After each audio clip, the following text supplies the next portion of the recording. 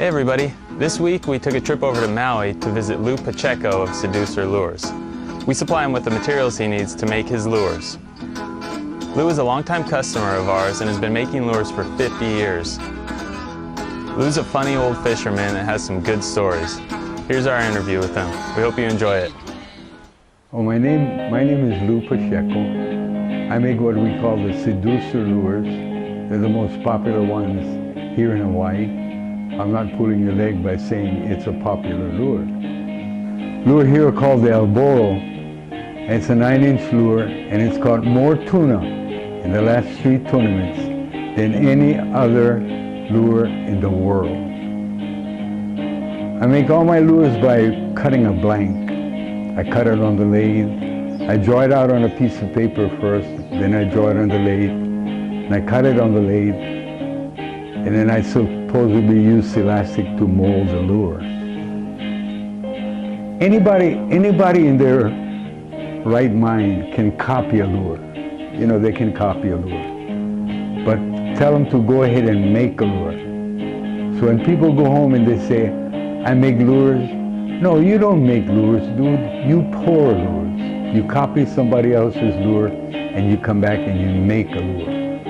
So you don't make one, you just pour a lure. So all of my lures have got a born on date. They're as good as Budweiser. A fisherman is a funny guy.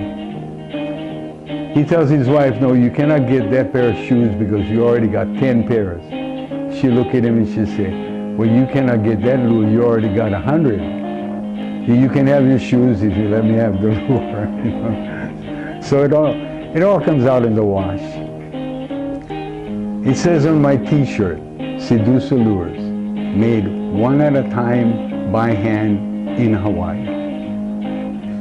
See, this one here, we put a pin in there. There's a pin inside of it. The only reason why you put a pin,